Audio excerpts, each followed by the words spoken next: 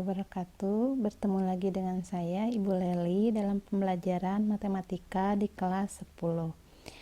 Pada pembahasan kali ini kita akan mempelajari tentang trigonometri.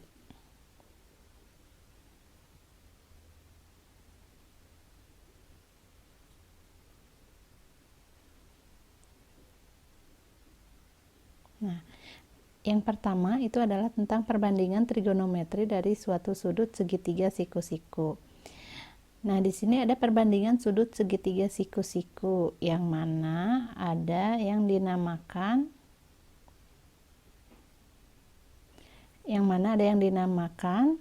sudut X, garis X dan garis Y. Nah, di sini adalah sumbu X, lalu di sininya ada sumbu Y yang berwarna kuning.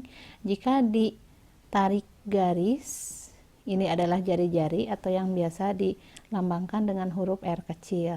Nah, maka jari-jari ini dinamakan garis O ke Q. Nah, di mana di sini juga ada sudut, yaitu sudut alfa. Ya, biasanya di sini berupa ada sudut ya.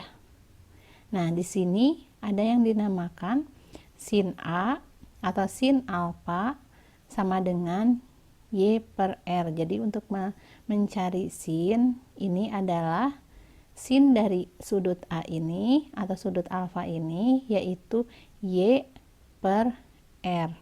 Atau yang kalau disingkat demi itu, Y itu adalah depan, R itu adalah miring. Jadi kalau untuk memudahkan menghafalnya, ini bisa disingkat demi ya. Nah, lalu di sini ada yang dinamakan cos A. Kalau cos A atau cos alfa ini adalah X per R, yaitu sumbu X dibagi sumbu garis R ya. Nah, di sini disingkatnya sami. Sami itu adalah samping dari sudut alfa ini, yaitu X-nya itu samping dan R-nya itu adalah miring. Jadi kalau memudahkan kalian untuk menyingkatnya atau menghafal rumus, ini bisa dengan sami atau samping miring. Nah, ada yang dinamakan tangen alfa, atau kalau tangen itu bisa dengan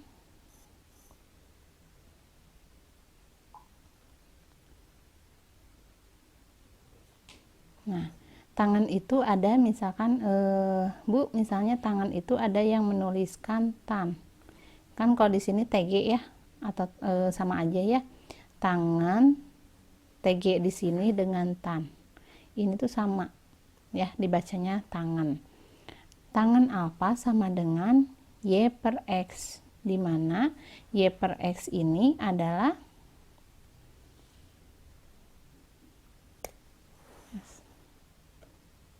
desa. Nah, Y itu adalah depan, X itu adalah samping. Maka kalau disingkat menjadi desa, depan samping. Nah, di sini juga ada yang dinamakan CTG. CTG ini adalah kotangan alfa, ada yang dinamakan sekan alfa, ada yang dinamakan kosekan alfa.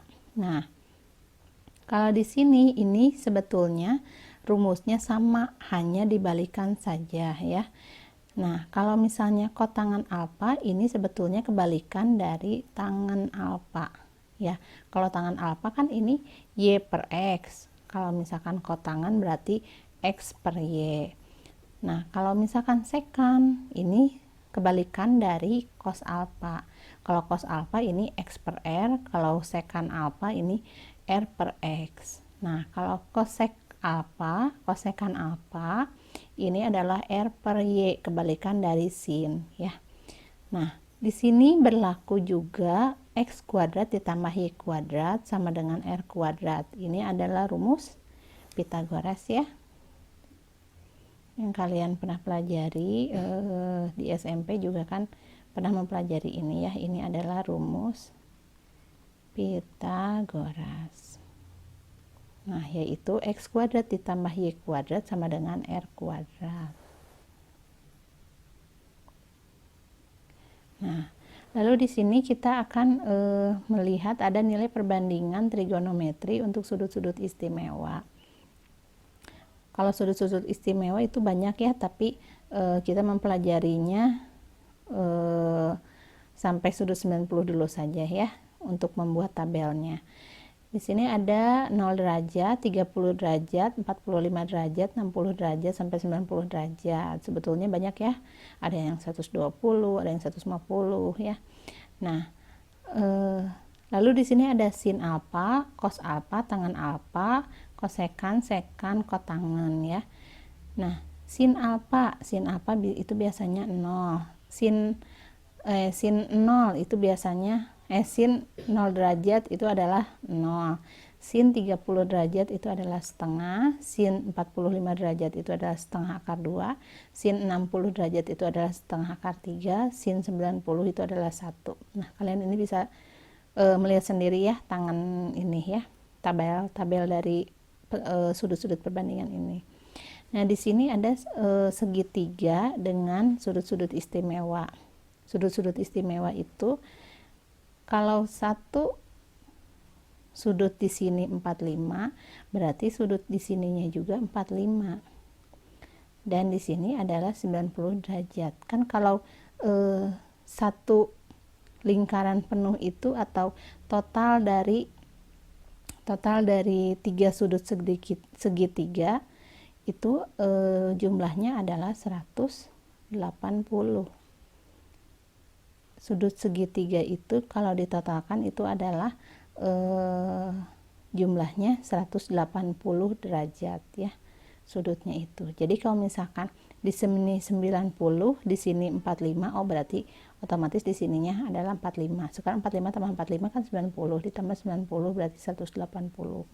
Begitupun untuk yang satunya lagi, untuk sudut istimewa.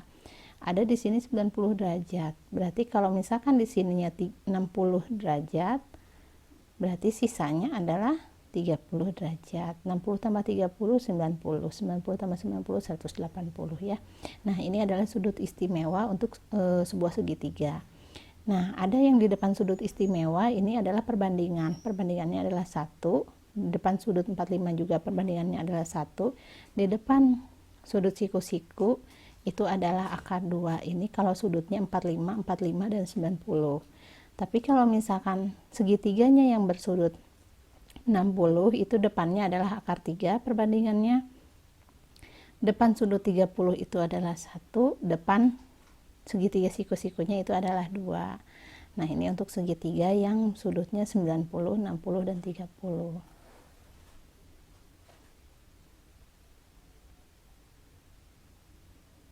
Nah, di sini ada yang dinamakan sudut berbagai kuadrat. Sudut berbagai kuadrat ya. Sebentar. Nah, ada di sini ini adalah 0 derajat. Lalu ini adalah 90 derajat. Yang di sini berapa? 180 derajat. Yang di sini 270 derajat dan satu lingkaran penuh adalah 360 derajat.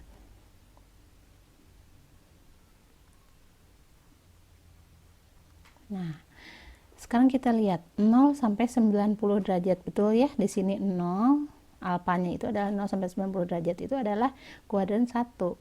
Dari 90 sampai 180 itu adalah kuadran 2. Nah, dari 180 sampai 270 itu adalah kuadran 3. Dari 270 sampai 360 itu adalah kuadran 4. Yang mana ini ada ciri-cirinya. Kalau misalkan di kuadran 1, sin, cos, tangen itu semua bernilai positif. Semua bernilai positif, sin, cos, tangen. Tapi kalau misalkan di kuadran 2 ini sin yang positif. Jadi cos dan tangen itu adalah negatif. Cirinya itu ya untuk memudahkan menghafalnya. Kalau di kuadran 3 itu adalah tangen yang positifnya. Berarti cirinya sin dan cos yang negatif. Kalau di kuadran 4 itu cos yang positifnya, artinya sin dan tangen adalah negatif. Nah, untuk mencirikan kuadran 1. Ini sebetulnya ini untuk tabel trigonometri, ini kalian bisa mengingat ya. Kuadran 1 ini untuk mencari ininya gitu, ini kuadran 2 untuk mencarinya seperti ini, ada yang positif ada yang negatif. Kuadran 3 seperti ini dan kuadran 4 seperti ini. Tapi kalau menghafal kayak gini kan banyak ya, terlalu banyak rumus. Jadi ibu mengambil ciri yang paling mudahnya saja. Kalau di kuadran 1 kalian tinggal menghafal yang ini ya. 90 dikurangi alfa. Nah, kalau yang kuadran 2 kalian tinggal mengingatnya yang ini. 180 dikurangi alfa. Kalau yang kuadran 3 180 ditambah alfa. Kalau yang kuadran 4 360 dikurangi alfa. Nah, jadi tinggal mengingatnya yang itu saja ya. Jadi kuadran 1 ini adalah 90 dikurangi alfa, kuadran 2 180 kurangi alfa, kuadran 3 180 ditambah alfa, dan kuadran 4 adalah 360 dikurangi alfa.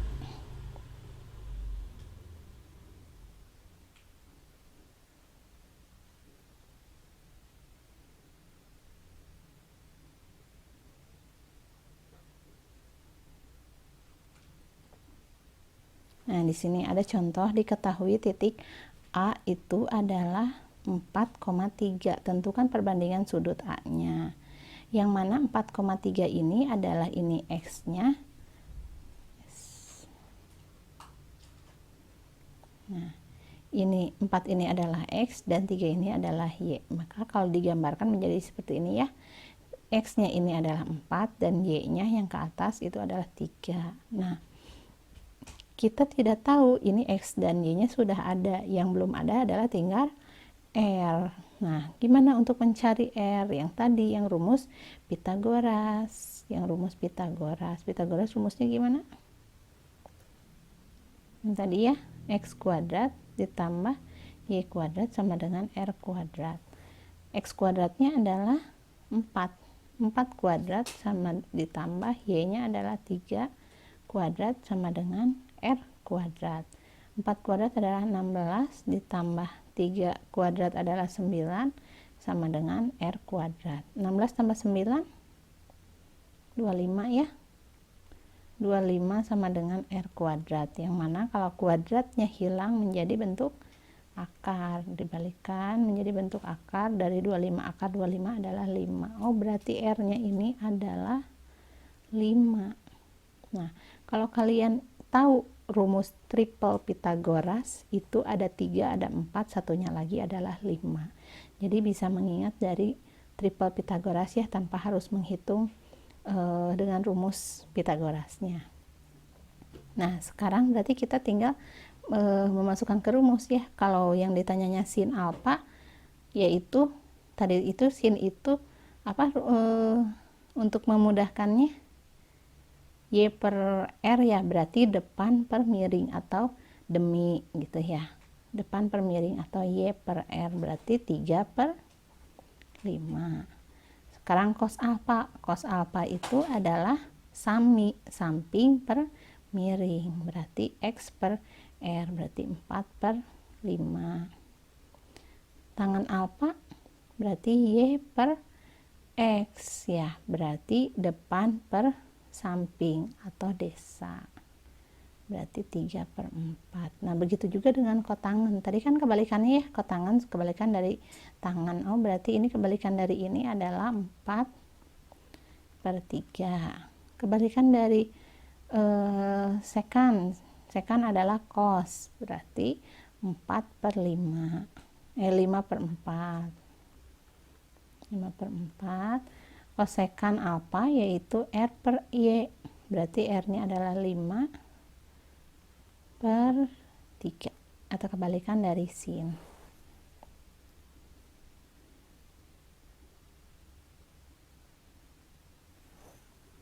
Nah, di sini carilah nilai dari yang contoh nomor 2, carilah nilai dari sin 120. Sin 120 ini yang A ya. Jawab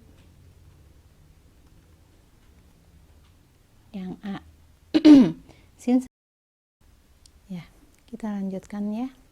Untuk contoh yang kedua itu adalah carilah nilai dari sin 120. Nah, yang mana sin 120 ini berada di kuadran berapa? Kuadran 2 ya. Karena kalau kuadran 1 itu adalah dari 0 sampai 90 dan kuadran 2 itu adalah 90 sampai 180. Maka 120 ini adalah berada di kuadran 2. Ciri dari kuadran 2 itu adalah sin 120 sama dengan sin, cirinya tadi rumusnya apa? 180 dikurangi alfa. 180 dikurangi alfa, dan sin di kuadran 2 itu bernilai positif ya. Sin di kuadran 2 itu adalah nilainya positif. Jadi yang negatifnya itu adalah cos dan tangen. Nah, berarti karena ini nilainya positif, karena ini akan tetap sin adalah 180 dikurangi berapa yang hasilnya 120, berarti dikurangi 60. Nah, derajat ya. Maka karena di sini alfanya itu adalah 60. Nah, jadi di sini adalah sin 60. Yang mana sin 60 itu adalah sin 60 berapa? 1/2 akar 3. Nah, jadi sin 120 itu sama dengan sin 60 yaitu setengah akar 3. Nah, sekarang yang B. Yang B itu adalah cos 330. Cos 330 itu ada di kuadran 4 ya. Karena di kuadran 4 itu antara 270 sampai 360. Yang mana cos di kuadran 4 itu bernilai positif, berarti yang negatifnya yaitu sin dan tangen. Nah, kita tetap menuliskan di sini cos 330 sama dengan cos, berarti ciri kuadran 4 itu adalah 360 dikurangi alfa ya. Nah, berarti cos 360 dikurangi berapa yang hasilnya 330, maka dikurangi 30. Maka alfa di sini adalah 30. Nah, di sini menjadi cos 30. Berapa cos 30? Cos 30 yaitu setengah akar 3 ya. Nah, berarti cos 330 ini sama dengan cos 30 yaitu bernilai setengah akar 3. Nah, sekarang ada cos 150. 150 itu berada di kuadran 2 ya. Karena tadi kuadran 2 berkisar antara 90 sampai 180. Cos di kuadran 2 ini nilainya apa? Positif negatif? Negatif, karena yang positif hanya sin, berarti cos adalah negatif. Sekarang kita tuliskan cos 150. Yes, sebentar.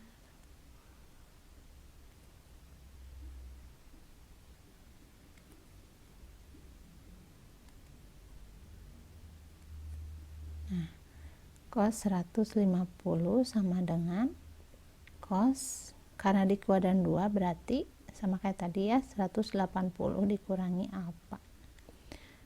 Nah, ini sama dengan, karena cos di sini nilainya negatif, maka kita tinggal kasih min cos 180 dikurangi berapa yang hasilnya 150, yaitu kurangi 30.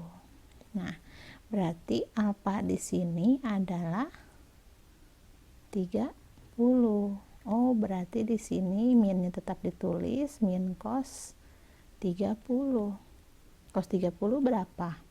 1/2 akar 3, karena di sini nilainya negatif, maka kita tulis negatif 1/2 akar 3. Nah, ini adalah hasil dari cos 150. Nah, sekarang yang tangen 270. 240 itu berada di kuadran 3 ya, karena kuadran 3 itu adalah 180 sampai 270. Jadi 240 itu adalah di kuadran 3 dan tangan di kuadran 3 itu bernilai positif ya, kecuali sin dan cosnya itu adalah negatif. Yang D ini adalah tangan 240. Kuadran sama dengan tangan kuadran 3 itu apa? 180 ditambah alfa cirinya ya, sama dengan, karena positif berarti tetap tulis tan 180 ditambah berapa, yang hasilnya 240 berarti ditambah dengan 60. Nah, artinya alfa ini adalah 60. Nah, berarti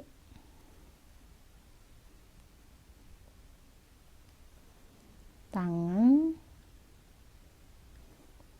60 itu adalah akar 3 ya.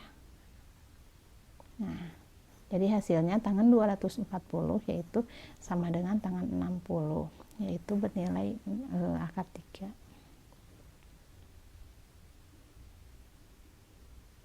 Nah, di sini ada yang kedua tentang koordinat kartesius dan koordinat kutub, yang mana ada titik A disebut x, y, disebut koordinat kartesius. Nah, ini adalah x, y, sumbu x dan sumbu y ya.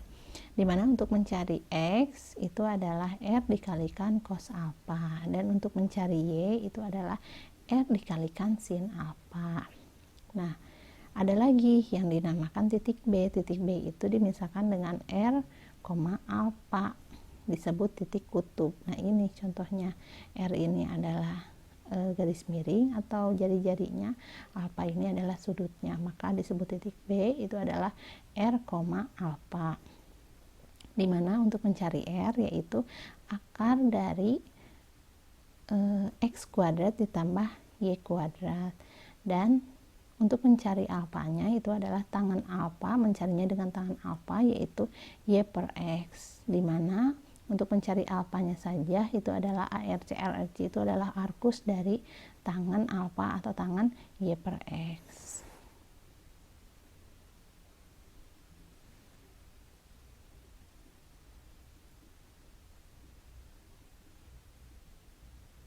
Nah, di sini ada contoh. Ubahlah ke dalam bentuk koordinat kutub dari titik A, yaitu titik A-nya 1,1. Nah, yang mana 1,1 ini adalah X, Y-nya. Ya, X, Y-nya. Nah, berarti X-nya adalah 1, Y-nya adalah 1. Tadi mencari koordinat kutub. Berarti koordinat kutub itu kita akan mencari R dan alfa. Nah, ini yang kita cari. Maka cari rumus R tadi apa? R sama dengan akar dari X kuadrat ditambah Y kuadrat ya. Nah, sama R sama dengan akar dari X-nya itu adalah 1 kuadrat ditambah 1 kuadrat. R sama dengan 1 kuadrat adalah 1 kuadrat adalah 1, jadi 1 tambah 1 adalah 2 ya, jadi akar 2. Nah, akar 2 kan tidak bisa ya dihasilkan kembali, tetap menjadi akar 2. R-nya adalah akar 2. Sekarang kita akan mencari alfanya ya, sudutnya. Yang mana tadi apa? Tangan alfa itu adalah Y per X ya. Y per X. Y-nya berapa di sini? Y-nya adalah 1, X-nya juga adalah 1. Maka tangan alfa adalah 1 per 1. Yang mana 1 per 1 adalah 1 ya. Nah, alfa ini adalah berarti sudutnya tangan berapa yang hasilnya 1. Kita lihat di kuadran 1 ada tangan 45 derajat. Coba lihat ya, lihat lagi ke tabel trigonometrinya. Sudut-sudut istimewa yaitu tangan 45 derajat itu adalah hasilnya 1. Nah, jadi koordinat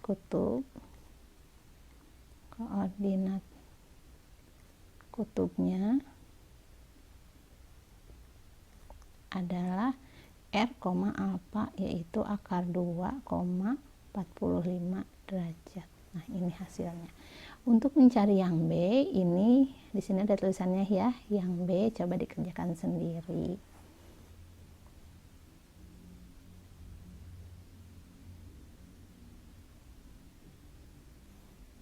Nah, sekarang ada contoh lagi, ubahlah ke dalam koordinat kartesius. Nah, ini kita akan mencari kartesius, berarti yang diketahui adalah 2,60 derajat. Kalau kartesius berarti kita akan mencari X dan Y. Nah, ini yang kita cari. Nah, yang mana 2,60 derajat 2 ini adalah R-nya, 60 derajat ini adalah apanya ya. Nah, berarti kita akan mencari X dan Y-nya. Tadi rumus X itu apa? R dikali cos alfa ya. R dikali cos alfa. Maka X-nya adalah, R-nya adalah 2 cos alfa. Alfanya adalah 60. Nah, berarti 2 dikali cos 60 yaitu berapa? Cos 60? Setengah ya.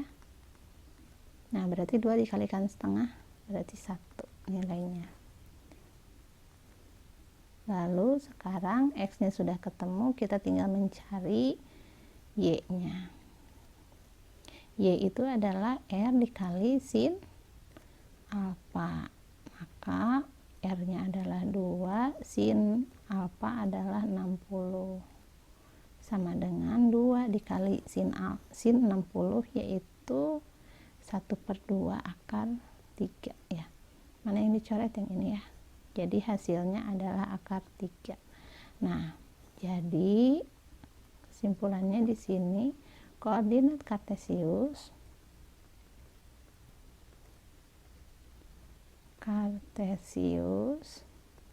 itu adalah X, Y, yang mana X-nya adalah 1, Y-nya adalah akar 3. Nah, ini hasilnya ya. Nah, jadi untuk materi trigonometri ini sampai di sini ya. Untuk nomor B-nya ini masih ya, kalian kerjakan sendiri. Jadi untuk materi trigonometri ini sampai di sini. Jangan lupa dikerjakan latihan soalnya. Jika ada yang kurang dipahami boleh menanyakan langsung kepada ibu ya, di WA grup atau di Japri juga boleh. Cukup sekian penjelasan dari ibu tentang materi ini.